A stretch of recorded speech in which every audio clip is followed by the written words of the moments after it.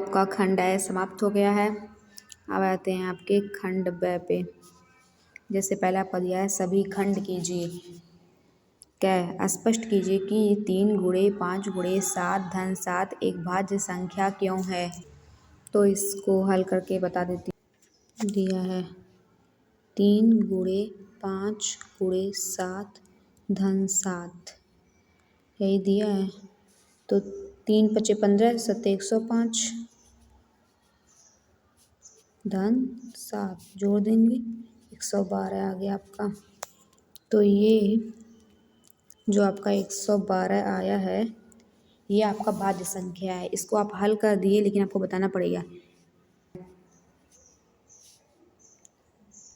स्वयं से और एक दोनों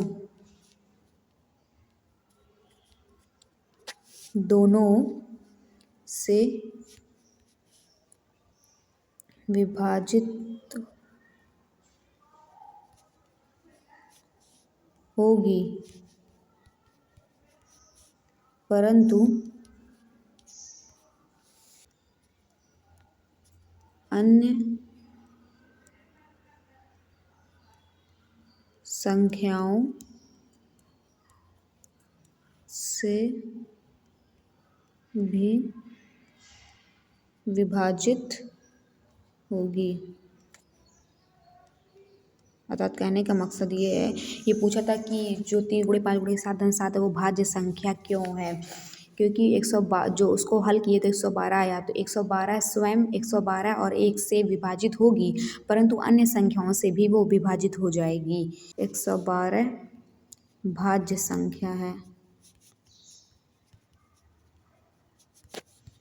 जो अभाज्य संख्या होती है वो स्वयं से और एक के अलावा अन्य किसी संख्या से नहीं विभाजित होती है, बट 112 जो है स्वयं से और एक के अलावा भी अन्य संख्याओं से विभाजित हो सकती है। अतः 112 हमारा भाज्य संख्या है। तो आपको ऐसे हिंदी में लिख देना है कारण उसका हल करने के बाद 2 नंबर का है ना। यदि कॉट थीटा बराबर 7/8 तो ब्रैकेट में 1 प्लस साइन थीटा, एक ब्रैकेट में 1 minus sine theta upon 1 plus cos theta into bracket में 1 माइनस कॉस थीटा का मान निकालिए। खंड ब के पहला जो दिया है उसमें जो आपके 6 खंड हैं सभी आपको करने हैं और सभी प्रश्न आपके 2 अंक के हैं। तो ख वाला जो आपको पूछा है यह है कॉट थीटा बराबर 7/8 बराबर क्वेश्चन मार्क, यही आपसे पूछा है। प्लस बी माइनस बी का फार्मूला बन गया ना, ए स्क्वायर माइनस बी स्क्वायर, तो 1 का स्क्वायर 1 हो जाएगा माइनस साइन स्क्वायर थीटा बटे ये भी प्लस बी माइनस बी का होल स्क्वायर, तो A square minus B square 1 minus cos square theta.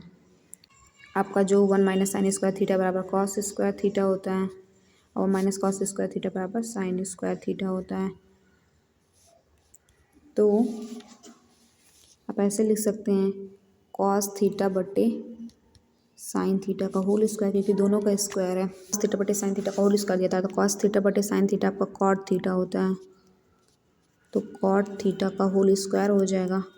और कॉट थीटा आपका क्या दिया है, तो कॉट थीटा आपका क्वेश्चन में दिया है इसका मान 7/8, तो इसका स्क्वायर कर देंगे 7 सत्ते 49 बटे 8 हटाएँ 64, तो ये आपका मान निकल गया 49/64, ये आपका आंसर हो गया।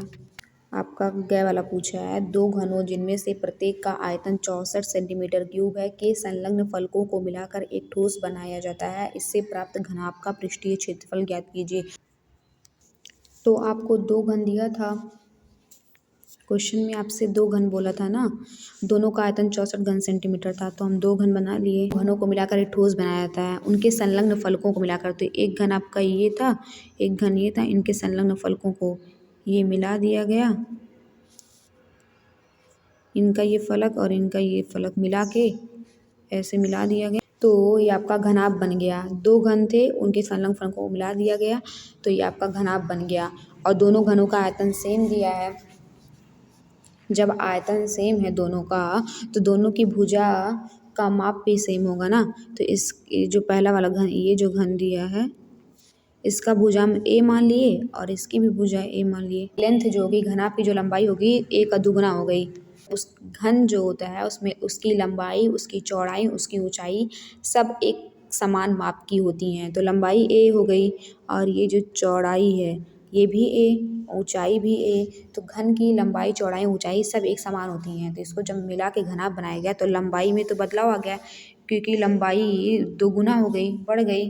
तो घन का आयतन का जो सूत्र होता है, का आयतन आपका दिया है, घन का आयतन दिया आपको 64 सेंटीमीटर क्यूब। और घन का आयतन भुजा क्यूब होता है तो भुजा में ए मान लिए हैं तो ए क्यूब बराबर 64 दिया है। तो अगर इसका क्यूब रूट निकालें तो क्या हो जाएगा, 4 हो जाएगा ना। अब ये आपका जब क्यूब रूट निकालेंगे मतलब कि इसका जब हम 3 का जोड़ा लगाएंगे तो ये 4 सेंटीमीटर आएगा। इसकी भुजा जो है 4 सेंटीमीटर आ जाएगी। तो घन में लंबाई, चौड़ाई, ऊंचाई सब बराबर होती है तो भुजा की माप 4 सेंटीमीटर आ गई। तो ये जो घनाभ बना है दोनों ए को मिलाकर तो जो इसका लेंथ है वो 2 गुणे ए हो गया ना। तो ए आपका 4 आया है तो 2 चौक 8। तो वही ये जो लंबाई है 8 हो गई घनाभ की। अब आपसे घनाभ का पृष्ठीय क्षेत्रफल पूछा है। का पृष्ठीय क्षेत्रफल बराबर होता है 2 ब्रैकेट में लंबाई गुणे चौड़ाई प्लस चौड़ाई गुणे ऊंचाई प्लस ऊंचाई गुणे लंबाई। एल लेंथ, बी ब्रेथ, मतलब चौड़ाई एल लेंथ, लंबाई बी ब्रेथ, चौड़ाई एच हाइट। तो यही फार्मूला होता है। हिंदी में भी आप लिख तो 2। तो घनाभ की लंबाई आपकी बदल गई, 8 हो गई थी ना, लेकिन चौड़ाई वही है 4 प्लस 4 गुणे 4, ऊंचाई भी वही है प्लस 4 गुणे 8।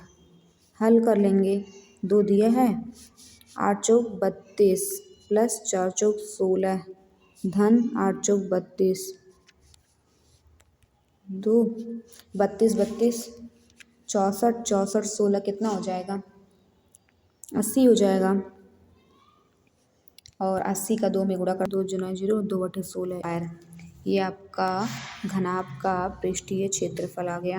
गया वाला क्वेश्चन लग गया। बस आपको पृष्ठीय क्षेत्रफल का फार्मूला पता होना चाहिए। घन का आयतन फार्मूला, घन, घनाभ, इन सब का आयतन का, क्षेत्रफल का, ये सब का सूत्र आपको पता रहेगा। और थोड़ा क्वेश्चन को आप समझेंगे तो लगा लेंगे। 2 नंबर का था। अब घ वाले पे आ जाइए। निम्न आंकड़ों का माध्य ज्ञात कीजिए। जैसे आपका दिया वर्ग अंतराल 10 से 20, 20 से 30, 30 से 40, 40 से 50, 50 से 60, 60 से 70, बारंबारता 2, 7, 12, 5, 8, 6। इन आंकड़ों का माध्य ज्ञात करना है। पहले आपको कॉलम बनाना पड़ेगा, एक वर्ग अंतराल का, एक मध्यमान का और एक बारंबारता का और एक FI XI का कॉलम बनाना पड़ेगा। तो आपको मध्यमान XI निकालना होता है। मध्यमान मतलब जैसे कि आपका ये 10 20, ये आपका इंटरवल 10 से 20 दिया है ना, तो इसका मध्यमान निकालना है। तो मध्य प्रेक्षणों का योग बटे प्रेक्षणों की संख्या। तो प्रेक्षण कितने हैं, 2 हैं, 10 20 2 है ना। तो प्रेक्षणों की संख्या से भाग देना था और प्रेक्षणों का योग जितने प्रेक्षण किए रहते हैं 15 आ जाएगा। यही इसका मध्यमान होगा। ऐसे ही 20 से 30 दिया है, इसका मध्यमान 30 से 40 का मध्यमान आपका 35 हो जाएगा। 40 से 50 का मध्यमान आपका 45 हो जाएगा। और यहाँ पे आपका 50 से 60 का 55, 60 से 70 का आपका 65। तो 15, 25, 35, 45, 55, 65। और ये आपका FI XI मतलब ये जो आपका सेकंड वाला कॉलम दिया, थर्ड वाला कॉलम दिया है, इन दोनों का आपका मल्टीप्लाई करना है। का 2 में मल्टीप्लाई करेंगे, 15 दूनी 30। फिर आपका यहाँ 25 है और यहाँ 7 दिया है। 25 का 7 में, 7 25 35 को 5 हंसलाए 3, 7 दूनी 14, 3 17 175। और फिर आपका 35 का 12 में मल्टीप्लाई करेंगे, 12 25 60 को 0 हंसलाए 6, 12 36, 6 आपका क्या हो जाएगा, 42 हो जाएगा। फिर 45 का 15 में, तो 15 25 75 को 5 हंसलाए 7, 15 चौक 60, 60 7 आपका 67 हो जाएगा। और फिर 55 का 8 में 8 पे 40 को जीरो हंसलाया 4 40 4 44 6 25 30 को जीरो हंसलाया 3 6 चौक 36 3 39। अब आपका जो है ये बारंबारता जो FI दिया है इसका योग निकालना है, मतलब summation of FI sigma, sigma को मतलब जोड़ कहते हैं, FI तो जो अब आपका आया है इसका जोड़ निकालना है। तो पहला 2 है, दूसरा 7 है, 7 2 9 12 9 कितना होगा 21 21 15 36 36 8 44 44 6 50 तो आपको 50 आ गया। अब इसमें भी इसका भी जोड़ निकालना है, मतलब सिग्मा FI XI का जोड़। तो 0 5 5 5 10 को जीरो हंसलाया 1 7 3 10 2 12 7 19 4 23 23 9 कितना होगा 32 32 और एक हासिल 33 को 3 हंसलाया 3 तो 4 1 5 6 5 11 11 4 15 15 3 18 और 18 3 आपका 21 2130। इन्हीं सब आंकड़ों का माध्य ज्ञात करना था ना, सिग्मा FI XI बटे सिग्मा FI। तो सिग्मा FI XI आपका 2130 आया है ना, 2130 और ये आपका 50 आया है। 2130 बटे 50 जीरो से जीरो कैंसल और ये 5 चौक 20 13 हो जाएगा तो 5 दूनी 10 फिर 3 बचेगा फिर 5 36 तो आपका आ जाएगा 42.6।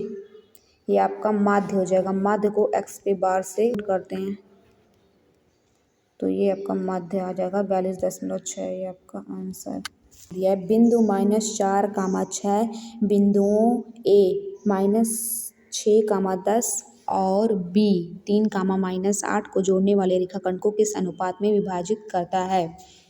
आप ऐसे एक रेखा खींच लीजिए, प्रारंभ बिंदु को A मान लीजिए, आखिरी बिंदु को B मान लीजिए।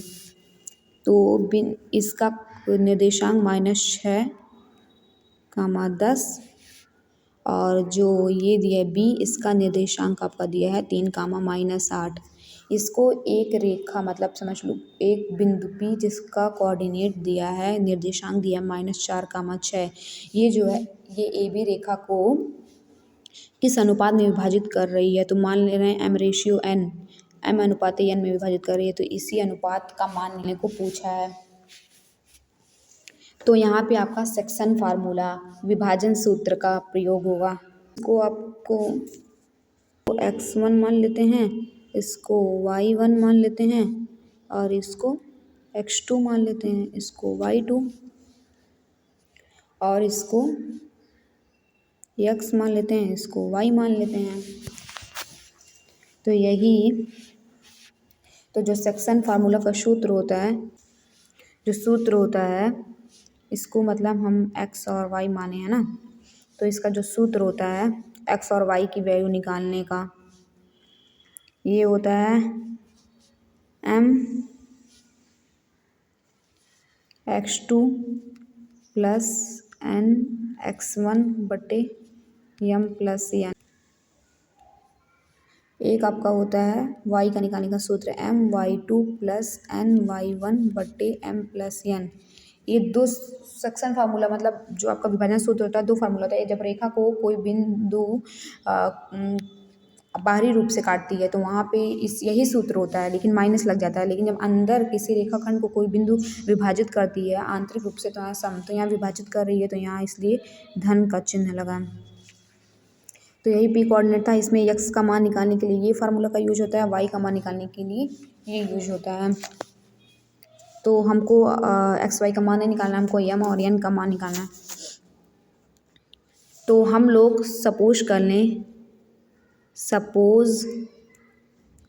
सपोज दैट कि जो m/n मतलब दिया है वो बराबर k मान ले रहे हैं कि m/n कोई वैल्यू होगा बराबर k है वो, या k/1 मान लें, ये मान लें। तो जो आपका सूत्र था ये एक्स का मान निकालने का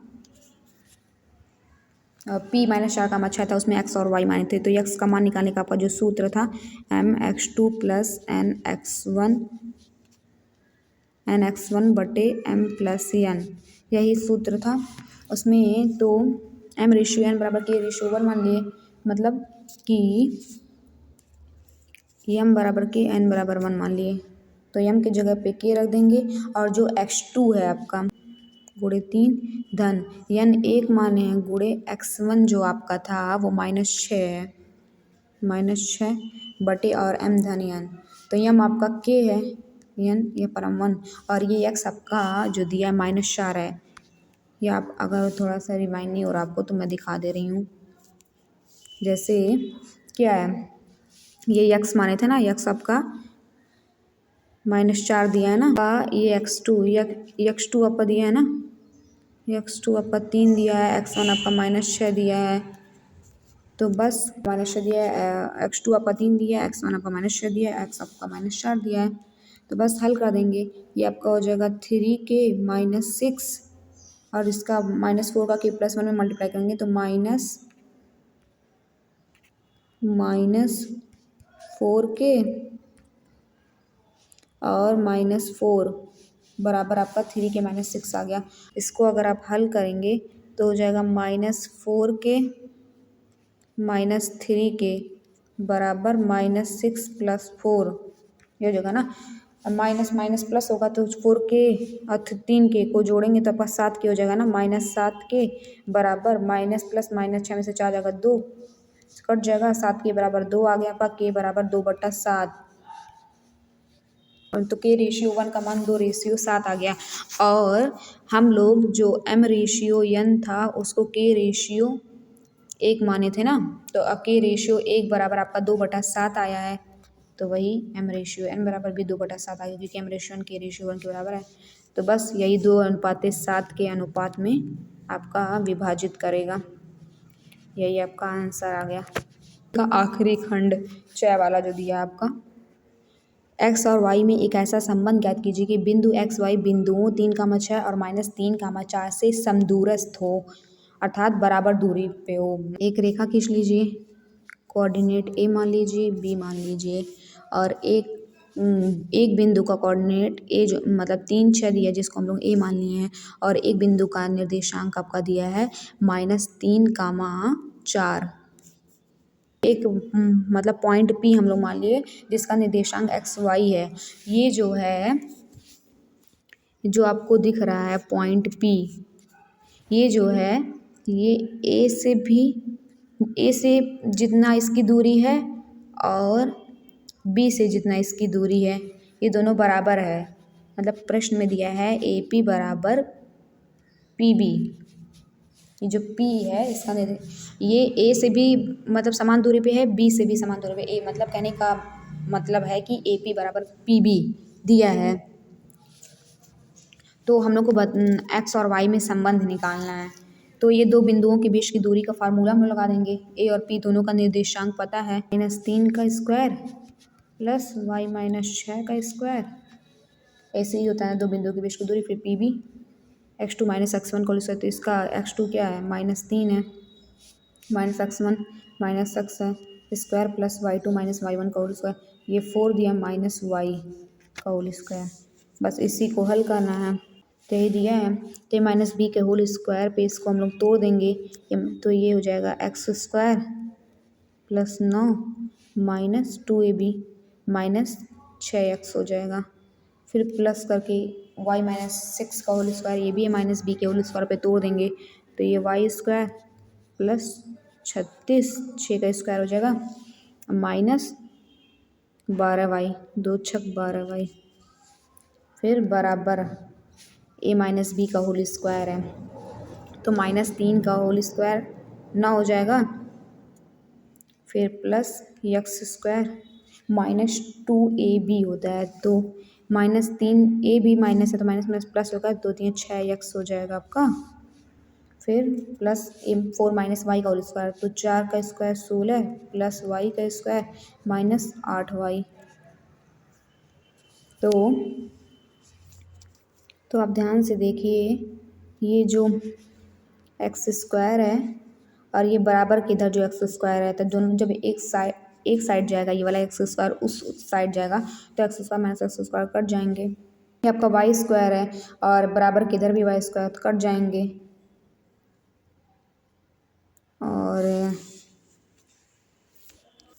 और आपका जो ये 9 है, इस 9 से कट जाएगा। एक्स स्क्वायर 9 कटा, वाई स्क्वायर कटा, तो आपका जो बचेगा तो -6x, फिर ये 6x इधर आएगा तो -6x हो जाएगा, और -12y, और ये 8y इधर आएगा तो +8y हो जाएगा, जो बराबर हो जाएगा 16 - 36। तो -6x -12x और -12y + 8y, तो 12 में से 8 जाएगा 4, -4y बराबर 36 में से 16 जाएगा 20 बचेगा, -20। तो अगर इसको इस साइड ले आएँ तो ये +12x हो जाएगा +4y और -20 बराबर 0 हो जाएगा। तो अगर हम लोग 4 को कॉमन ले लें तो 4 तियाँ 12x + y - 4 × 25 20 बराबर 0।